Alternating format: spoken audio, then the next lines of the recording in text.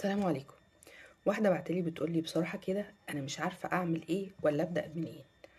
قالت لي حرفيا أنا وصلت لمرحلة مش قادرة أستحمل فيها جوزي، مش عشان بخيل ولا عشان بيضربني ولا عشان خلني، لا، المشكلة أغرب من كده بكتير، عدت الليفل ده بمراحل ومحرجة جدا فوق ما تتخيلي.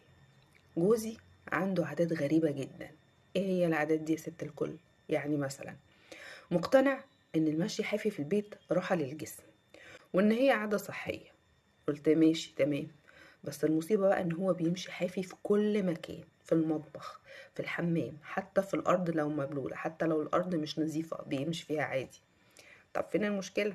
عادي، ما في رجالة كتير بتعمل كده. لا، استنوا بقى التقيل. وانا بفضل كل شوية امشي وراه بالشبشب اللي انا جبتهوله. يا ابني البس الشبشب ده، ولا كأني بتكلم. ده انا جايبه لك شبشب مريح جدا ولا كأنه شايفه. يمشي جنب الشبشب كده وكأن مفيش اي حاجة. اعصابي بصراحة باظت. قلت ماشي، يمكن دي حاجة بسيطة مش نهاية العالم يعني. لكن اللي بعد كده كان صعب جدا اني اعديه. بعد ما يتعشى يروح ينام على طول من غير ما يغسل بقه، تخيلي، ولا حتى يتمضمض. ده ايه المقرف ده؟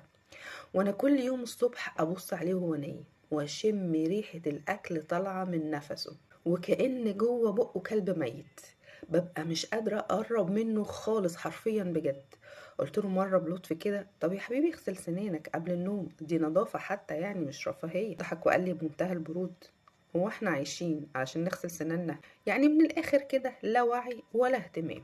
وطبعا عنده عادة تانية كده بتخلينا نتحرج جدا قدام الناس. ممكن نبقى قاعدين كده في الصالة او عندنا ضيوف وفجأة يعمل حركة مش محترمة، بيعمل بومبا.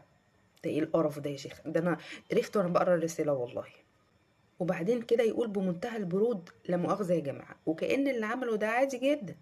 وانا ببقى عايزة الارض تنشق وتبلعني من الفضيحة دي. ولما ازعق واقول له قوم اعمل كده في الحمام، يقول لي هو انا هدخل الحمام مخصوص عشان اعمل كده؟ يعني كمان دي مش قلة ذوق، لا ده كمان اني شايف ان ده حاجة مش غلط، ان هو كده مش غلطان. ولما يرجع بقى من الجيم او من الشغل، اعوذ بالله، بدل ما ياخد دش او يغير هدومه يروح ينام كده بنفس الهدوم بنفس العرق حتى لو في الصيف، وريحة العرق تملى الأوضة كلها. وافتح الشبابيك وارش معطرات لحد لما ادوخ. جربت كل الطرق، بالكلمة الحلوة، بالزعل، بالخصام، يا سيدي يهديك يرضيك. مرة حتى قلت له لو استمريت كده انا هسيب البيت وامشي. ضحك وقال لي انت بتكبري الموضوع كده ليه؟ يعني مكبري الموضوع على الفاضي، انا كده من يومي، عاجبك عاجبك مش عاجبك انت حرة.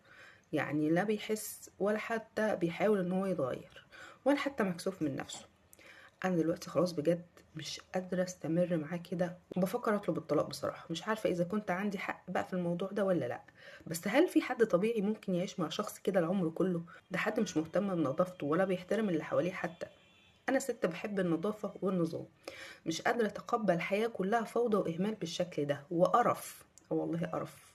انا اتقرفتلك والله العظيم.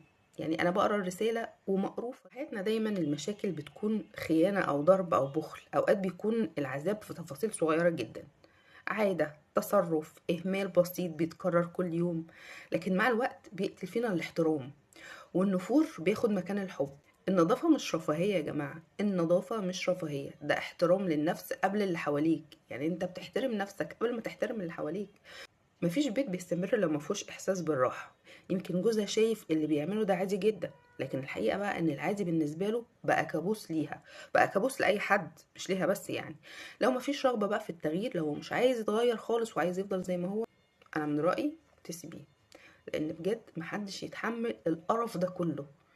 مش عارفة انتي متحملة ازاي بصراحة. انتوا ايه رأيكم؟ لان بصراحة محدش يتحمل القرف ده. يعني ما لا نظافة شخصية ولا احترام لنفسه ولا احترام لمراته ولا احترام للناس اللي بتجيلهم ولا احترام للناس اللي حواليه اساسا يعني. فده شخص مهزأ مش محترم.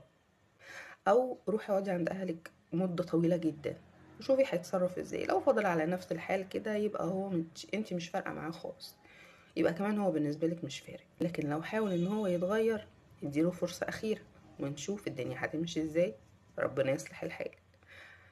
اشوفكم الحلقة الجاية في مشكلة جديدة. سلام عليكم.